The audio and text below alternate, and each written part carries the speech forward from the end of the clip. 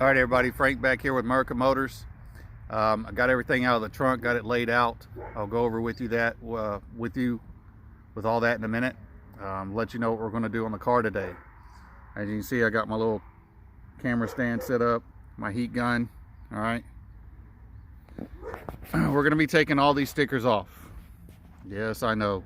The Comp, the BAMA, the HOONIGAN, SR, BBK, MRT, STR, Pirelli, Trufiber, Xtreme Stop, and Eibach, as well as the tire slayer and the Stage 3 Performance on the top of the front windshield.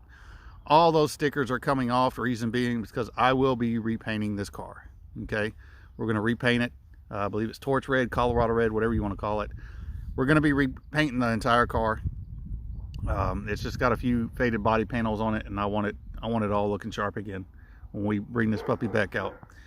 I've got a few little dings and dents right here, mainly right here. There's two right there I'll get out, and that lip edge, I'm gonna have to pop that back in, that's fine. And then that dent right there, that's gonna be the toughie. It's got a crown right there on the body line. It's supposed to be a recessed, and it's popped out. All right, and then it's got the dent right here. There you go. So we'll get that taken care of. We'll also get all that 3M sticker tape off there.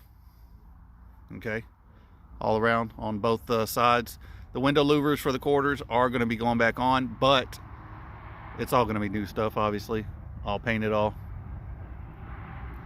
The caliper covers, just like that one, they're coming off, and I'm going to paint the actual calipers. Okay, so the actual calipers will be the same color as the car. I do have a couple cans of that Duplicolor torch red, Colorado red. I think it's torch red.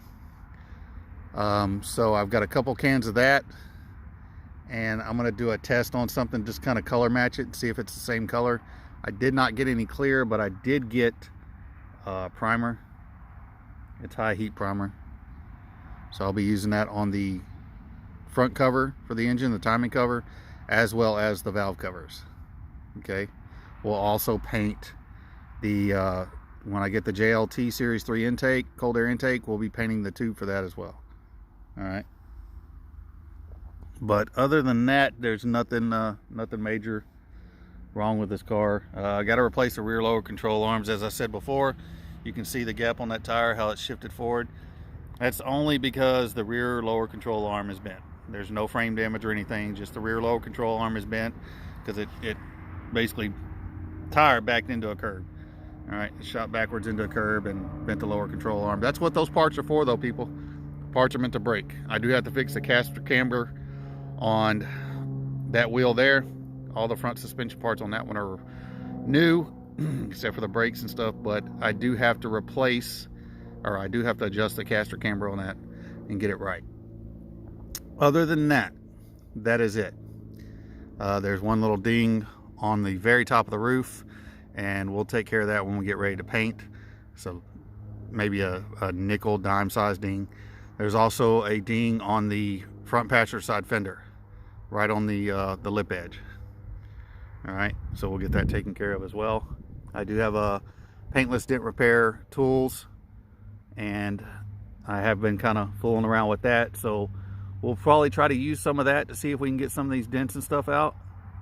And if not, we'll use our puller and stuff. But we'll get it all taken care of. Like I said, this car is going back to what it looked like before the wreck. All right.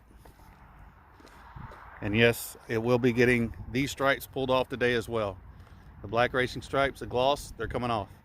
As you can see, the car is already filthy again. This is a factory hood. It's faded. It's about pink. You can see the difference there. All right. These stripes right here, you can kind of see the outline of them. They will be going back on. Excuse me. They will be going back on. Okay. I did pull the foam bumper cover off just to wash the impact brace there. Headlights are still good. All right.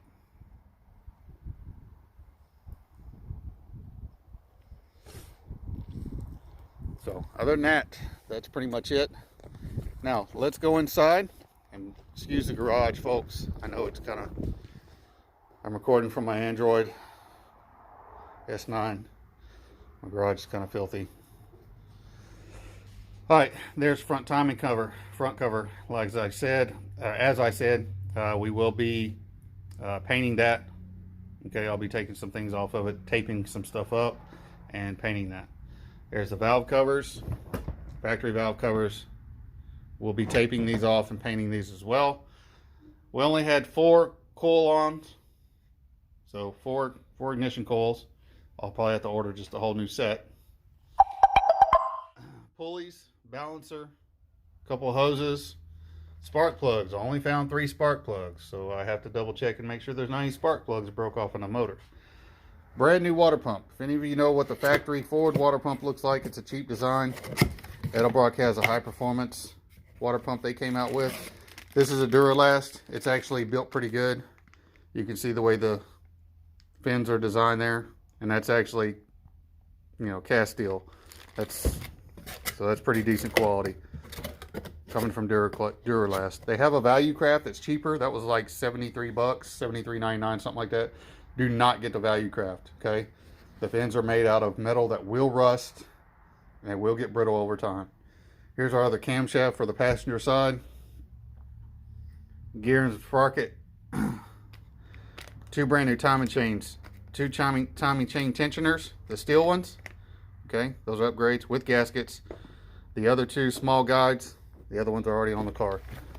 2 brand new cam phasers. All right, with bolts. You see the bolt right there? There's 1 in each box. All right. We also have the roller rockers ordered. We have the lifters ordered. We have the new timing chain, new timing cover, gaskets, and crank seal ordered. So that's coming in. What else? We're giving away some stuff. All those parts down there.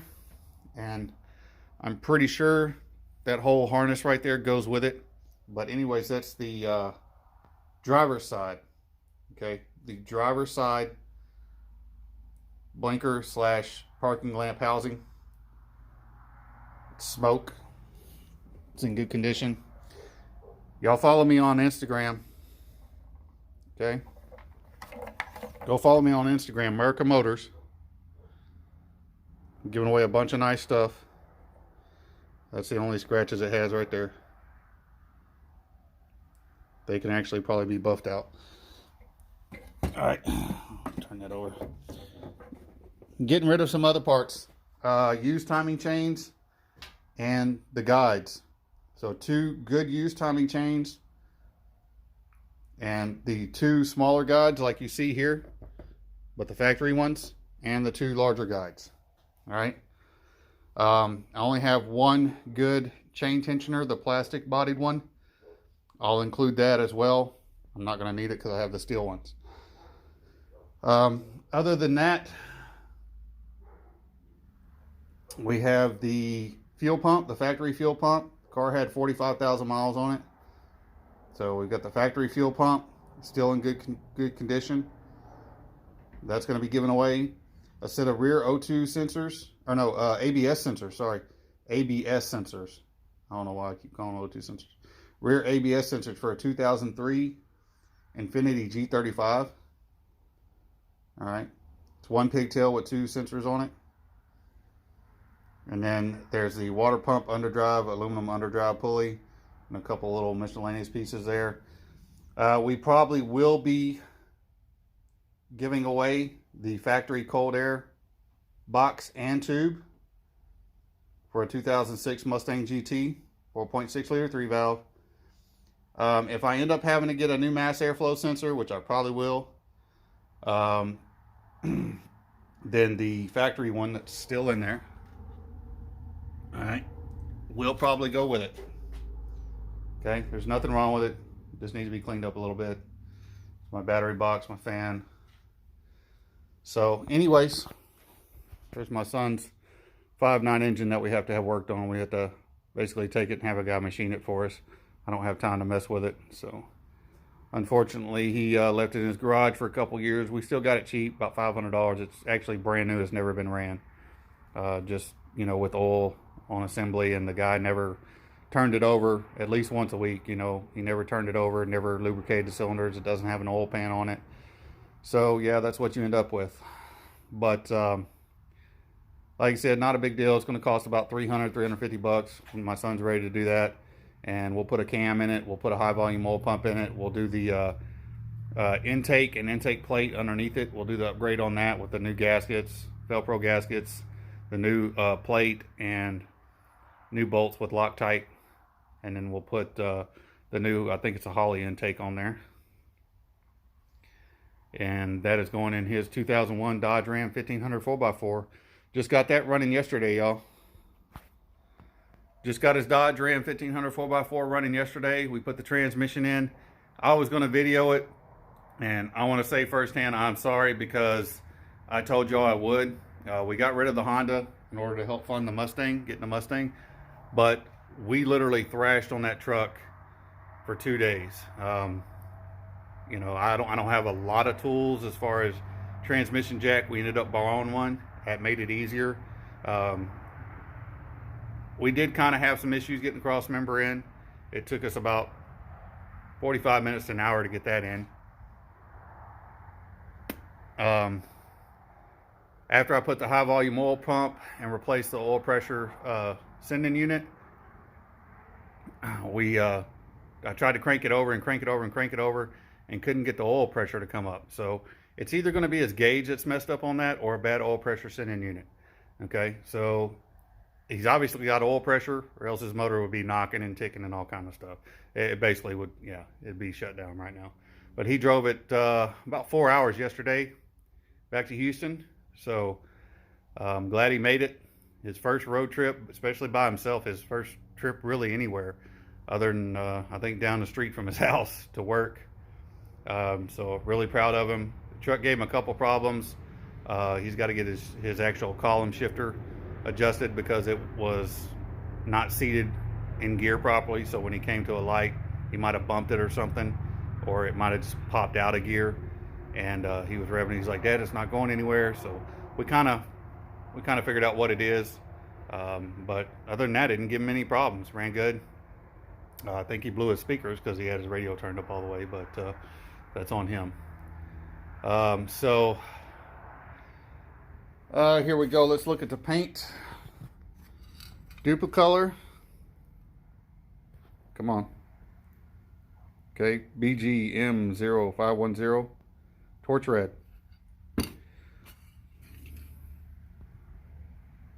2 cans of that. We also have the VHT flame-proof primer, good from 1300 to 2000 degrees Fahrenheit. All right, we're going to use this on the valve covers, the front cover, timing cover, and also the brake calipers. Like I said, those little covers are coming off, and I'm going to actually paint the calipers. All right, I'm not going to get real crazy with them, but yeah, we're getting this thing on the road. We're getting it going. I don't have a Patreon or anything, but I do have a PayPal. So if any of y'all want to send me anything, you can email me at Frank, F-R-A-N-K, Murray, M-U-R-R-A-Y, the number 78 at gmail.com. FrankMurray78 at gmail.com. I appreciate y'all. Thank you for following me. For those that do, don't forget to like, share, subscribe, hit that bell icon for notifications when I upload new videos. It's going to be many of them coming. And I'll get on those stickers here in a little bit. Right now, I've got to use the little boy's room. I've been waiting long enough. So I'll be back here shortly. We'll get this video process underway, and we'll get these stickers off, and be back with you here in a minute. Thanks. I'm out.